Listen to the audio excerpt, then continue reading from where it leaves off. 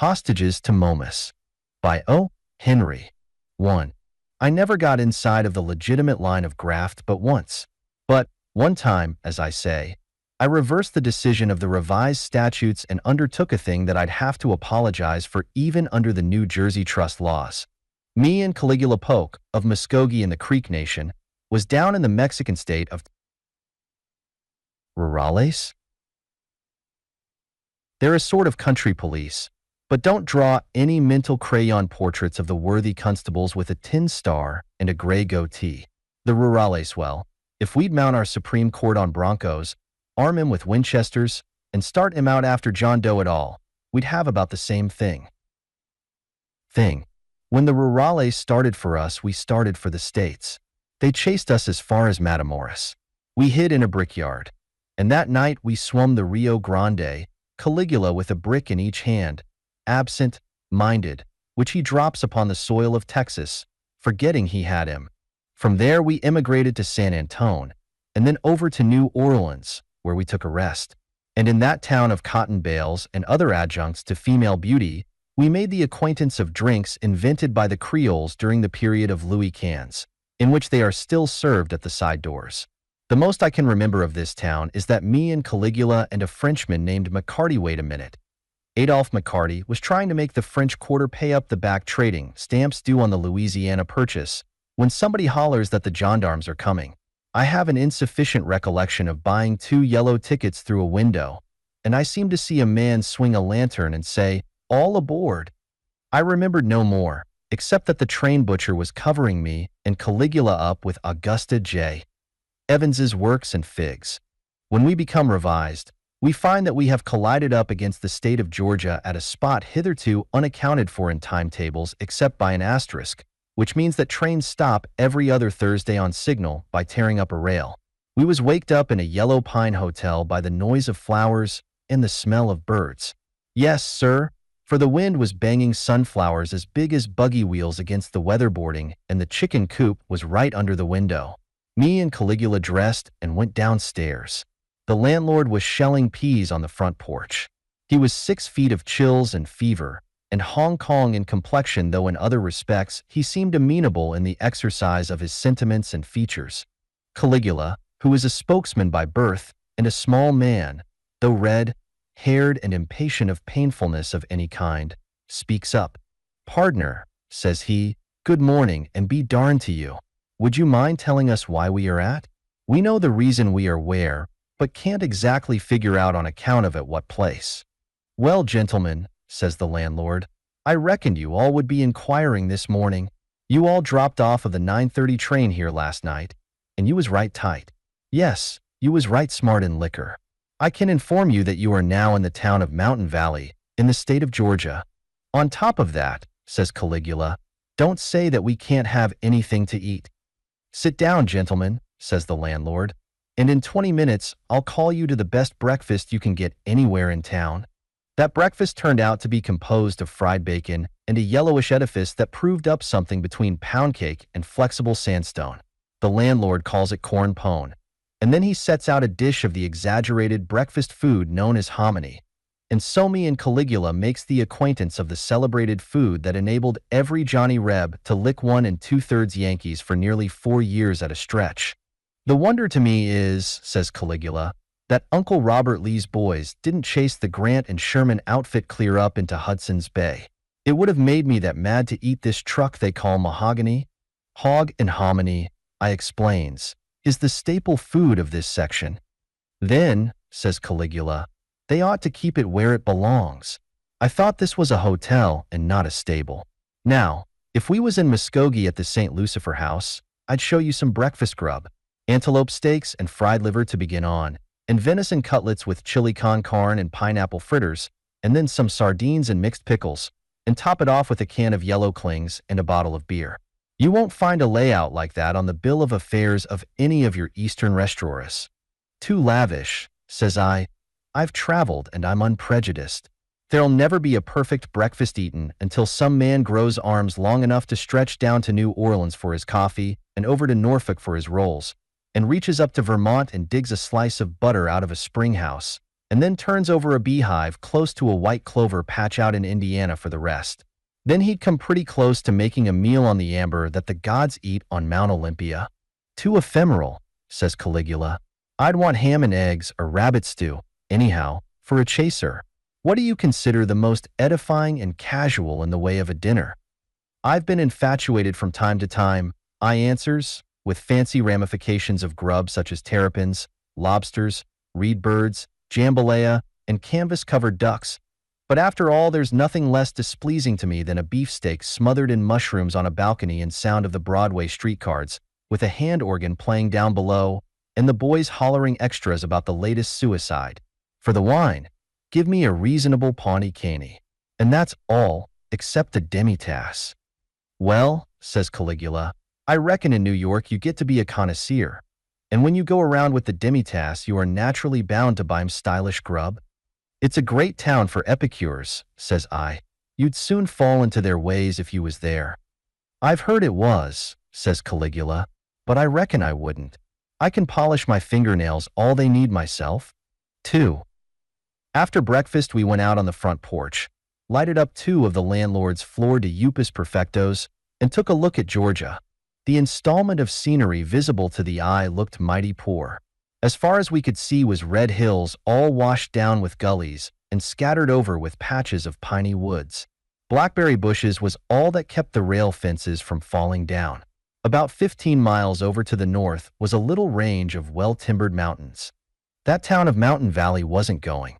About a dozen people permeated along the sidewalks, but what you saw mostly was rain, barrels and roosters, and boys poking around with sticks and piles of ashes made by burning the scenery of Uncle Tom shows.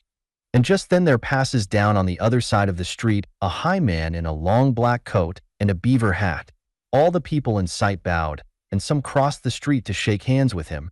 Folks came out of stores and houses to holler at him. Women leaned out of windows and smiled, and all the kids stopped playing to look at him.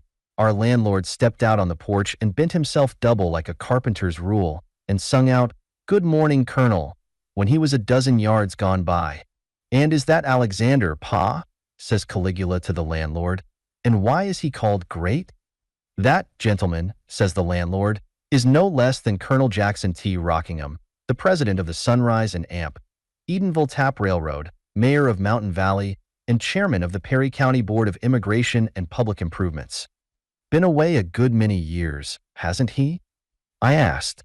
"No, sir. Colonel Rockingham is going down to the post office for his mail.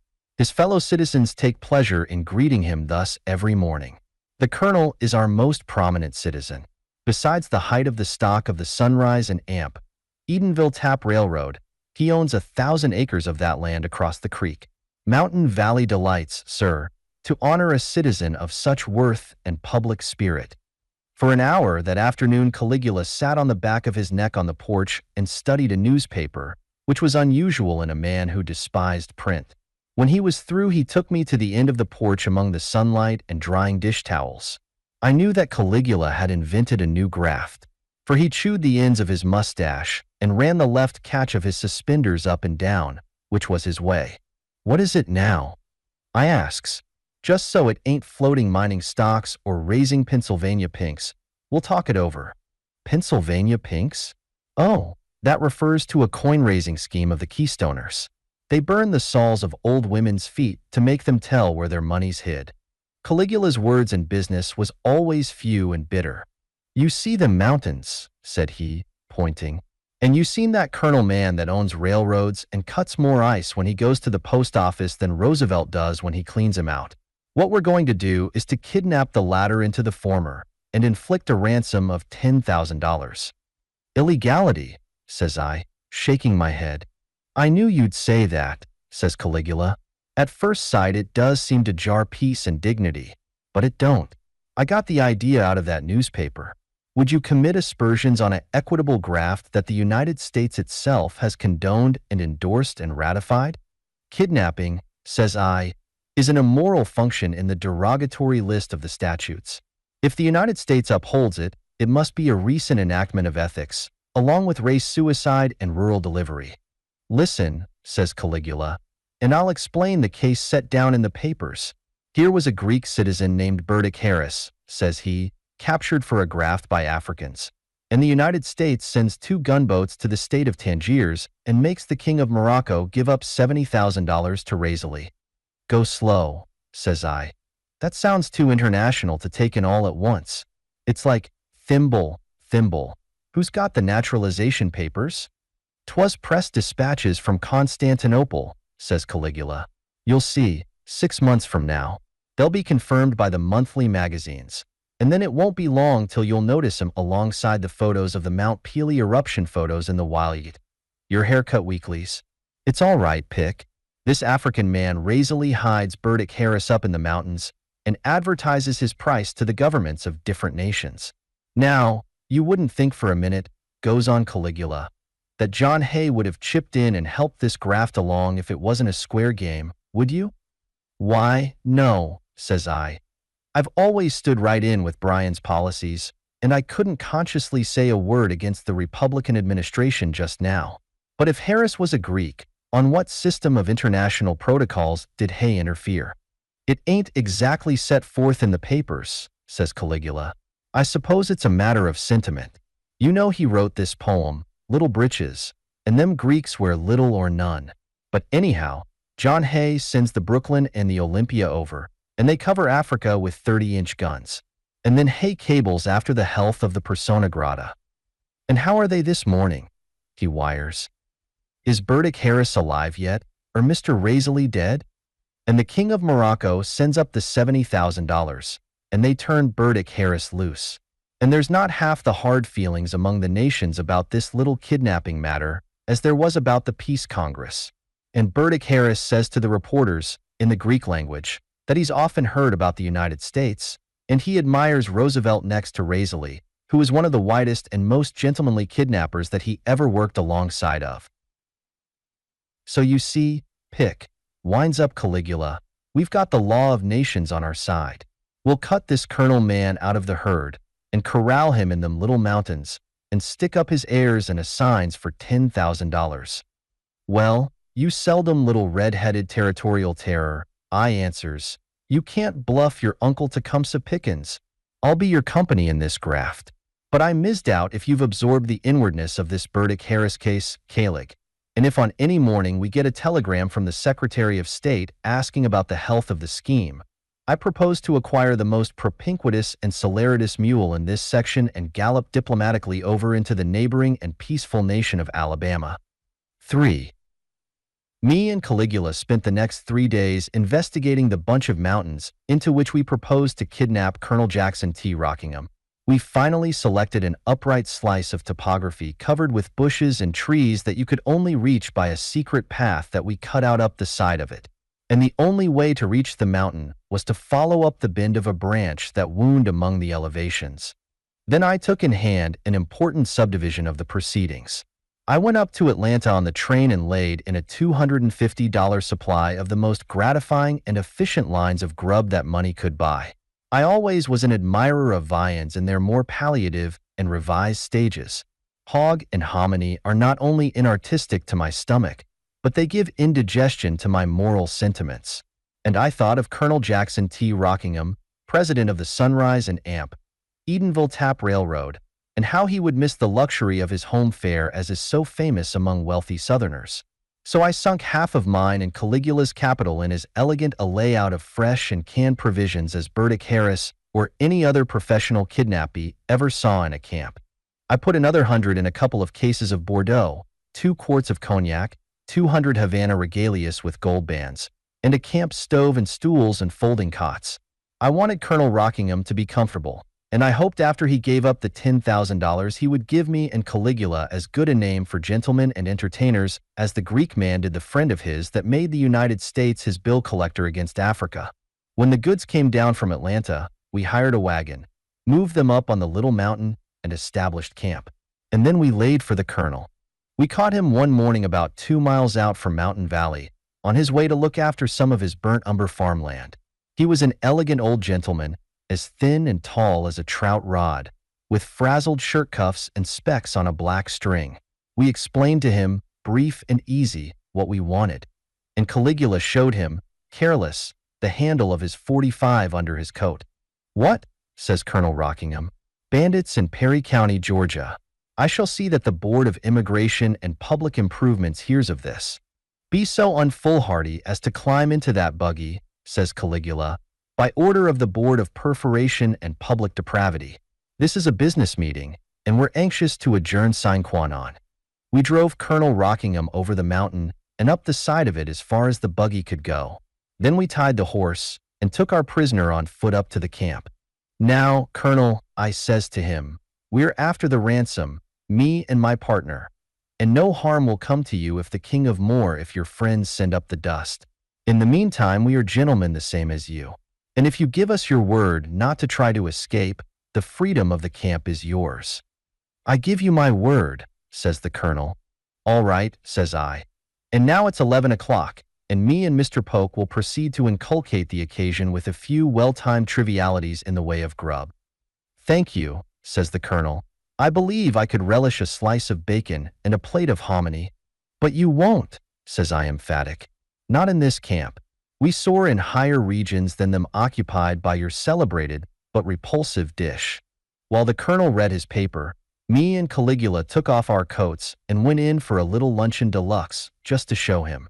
Caligula was a fine cook of the Western brand. He could toast a buffalo or fricassee a couple of steers as easy as a woman could make a cup of tea. He was gifted in the way of knocking together edibles when haste and muscle and quantity was to be considered. He held the record west of the Arkansas River for frying pancakes with his left hand, broiling venison cutlets with his right, and skinning a rabbit with his teeth at the same time. But I could do things en casserole and a la Creole, and handle the oil and Tabasco as gently and nicely as a French chef.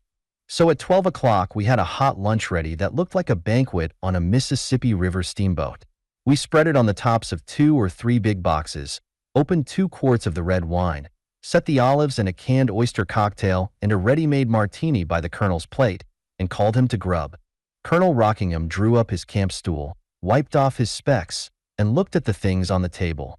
Then I thought he was swearing, and I felt mean because I hadn't taken more pains with the victuals. But he wasn't. He was asking a blessing, and me and Caligula hung our heads, and I saw a tear drop from the colonel's eye into his cocktail. I never saw a man eat with so much earnestness and application, not hastily, like a grammarian, or one of the canal, but slow and appreciative, like a anaconda, or a real vive bonjour. In an hour and a half the colonel leaned back.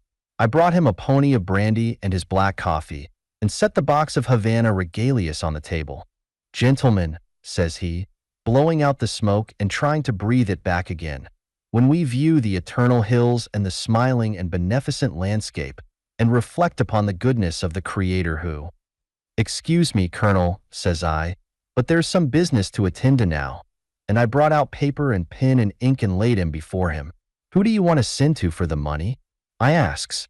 "I reckon," says he, after thinking a bit, "to the vice president of our railroad, at the general offices of the company in Edenville." "How far is it to Edenville from here?" I asked. "About 10 miles, says he. Then I dictated these lines, and Colonel Rockingham wrote them out. "I am kidnapped and held a prisoner by 2 desperate outlaws in a place which is useless to attempt to find. They demand $10,000 at once for my release. The amount must be raised immediately, and these directions followed. Come alone with the money to Stony Creek, which runs out of Blacktop Mountains.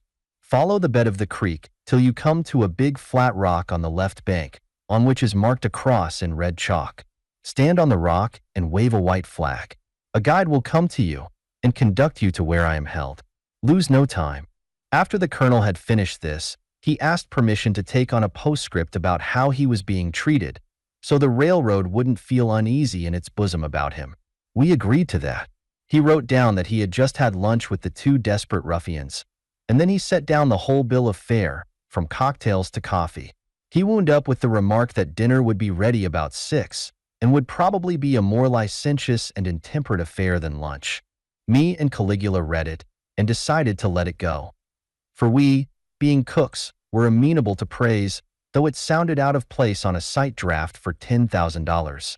I took the letter over to the Mountain Valley Road and watched for a messenger. By and by a colored equestrian came along on horseback, riding toward Edenville. I gave him $1 to take the letter to the railroad offices, and then I went back to camp. 4. About 4 o'clock in the afternoon, Caligula, who was acting as lookout, calls to me. I have to report a white shirt signaling on the starboard bow, sir. I went down the mountain and brought back a fat, red man in an alpaca coat and no collar. Gentlemen, says Colonel Rockingham, allow me to introduce my brother, Captain Duval C. Rockingham, Vice President of the Sunrise and Amp, Edenville Tap Railroad. Otherwise the King of Morocco, says I. I reckon you don't mind my counting the ransom, just as a business formality. Well, no, not exactly, says the fat man. Not when it comes. I turned that matter over to our second vice president. I was anxious after Brother Jackson's safetyness. I reckon he'll be along right soon. What does that lobster salad you mentioned taste like, Brother Jackson? Mr. Vice President, says I, you'll oblige us by remaining here till the second VP arrives. This is a private rehearsal, and we don't want any roadside speculators selling tickets. In half an hour, Caligula sings out again. Silo. Looks like an apron on a broomstick. I perambulated down the cliff again and escorted up a man 6'3", with a sandy beard and no other dimension that you could notice. Thinks I to myself, if he's got $10,000 on his person, it's in one bill and folded lengthwise. Mr. Patterson G. Coble, our second vice president, announces the colonel. Glad to know you, gentlemen, says this Coble. I came up to disseminate the tidings that Major Tallahassee Tucker, our general passenger agent, is now negotiating a peach crate full of our railroad bonds with the Perry County Bank for a loan. My dear Colonel Rockingham, was that chicken gumbo or cracked goobers on the bill of fare in your note? Me and the conductor of 56 was having a dispute about it. Another white wings on the rocks, hollers Caligula. If I see any more, I'll fire on him and swear they was torpedo boats. The guide goes down again and convoys into the lair a person in blue overalls carrying an amount of inebriety and a lantern. I am so sure that this is Major Tucker that I don't even ask him until we are up above. And then I discover that it is Uncle Timothy, the yard switchman at Edenville, who is sent ahead to flag our understandings with the gossip that Judge Pendergast, the railroad's attorney, is in the process of mortgaging Colonel Rockingham's farming lands to make up the ransom. While he is talking, 2 men crawl from under the bushes into camp, and Caligula, with no white flag to disinter him from his plain duty, draws his gun. But again Colonel Rockingham intervenes and introduces Mr. Jones and Mr. Batts, engineer and fireman of train number 42. Excuse us, says Batts, but me and Jim have hunted squirrels all over this mounting, and we don't need no white flag. Was that straight, Colonel, about the plum pudding and pineapples and real store cigars? Towel on a fishing pole in the offing, howls Caligula. Suppose it's the firing line of the freight conductors and brakemen. My last trip down, says I, wiping off my face. If the S and AMP ET wants to run an excursion up here just because we kidnapped their president, let M. We'll put out our sign. The Kidnappers' Cafe and Trainman's Home. This time I caught Major Tallahassee Tucker by his own confession, and I felt easier. I asked him into the creek, so I could drown him if he happened to be a track walker or caboose porter. All the way up the mountain he drivelled to me about asparagus on toast, a thing that his intelligence and life had skipped. Up above I got his mind segregated from food and asked if he had raised the ransom.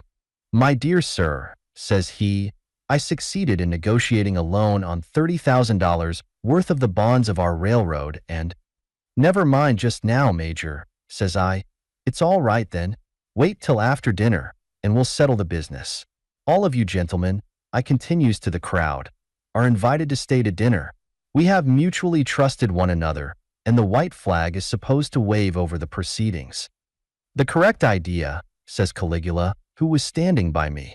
2 baggage masters and a ticket agent dropped out of a tree while you was below the last time. Did the major man bring the money? He says, I answered, that he succeeded in negotiating the loan.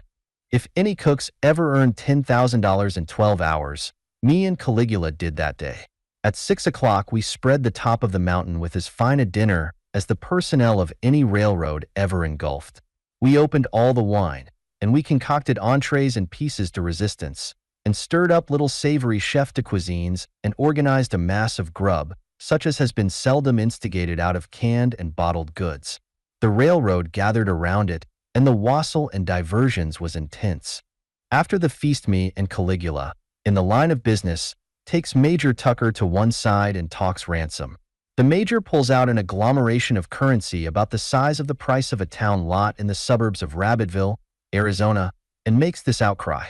"Gentlemen," says he, "the stock of the Sunrise and Amp, Edenville Railroad has depreciated some. The best I could do with $30,000 worth of the bonds was to secure a loan of $87.50. On the farming lands of Colonel Rockingham, Judge Pendergast was able to obtain, on a ninth mortgage, the sum of $50. You will find the amount, $137.50, correct." "A railroad president," said I, looking this Tucker in the eye, "and the owner of 1,000 acres of land, and yet—" "Gentlemen," says Tucker, "the railroad is 10 miles long. There don't any train run on it except when the crew goes out in the pines and gathers enough lightwood knots to get up steam. A long time ago, when times was good, the net earnings used to run as high as $18 a week. Colonel Rockingham's land has been sold for taxes 13 times. There hasn't been a peach crop in this part of Georgia for 2 years. The wet spring killed the watermelons. Nobody around here has money enough to buy fertilizer. And land is so poor the corn crop failed and there wasn't enough grass to support the rabbits. All the people have had to eat in this section for over a year is hog and hominy and—" "Pick," interrupts Caligula, musing up his red hair. "What are you going to do with that chicken feed?" I hands the money back to Major Tucker, and then I goes over to Colonel Rockingham and slaps him on the back. "Colonel," says I hope you've enjoyed our little joke. We don't want to carry it too far. Kidnappers. Well, wouldn't it tickle your uncle? My name's Rheingelder, and I'm a nephew of Chauncey Depew. My friend's a second cousin of the editor of Puck. So you can see, we are down south enjoying ourselves in our humorous way. Now, there's 2 quarts of cognac to open yet, and then the joke's over. What's the use to go into details? 1 or 2 will be enough. I remember Major Tallahassee Tucker playing on a Jew's harp, and Caligula waltzing with his head on the watch pocket of a tall baggage master. I hesitate to refer to the cakewalk done by me and Mr. Patterson G. Coble with Colonel Jackson T. Rockingham between us. And even on the next morning, when you wouldn't think it possible, there was a consolation for me and Caligula. We knew that Razily himself never made half the hit with Burdick Harris that we did with the Sunrise and Amp, Edenville Tap Railroad.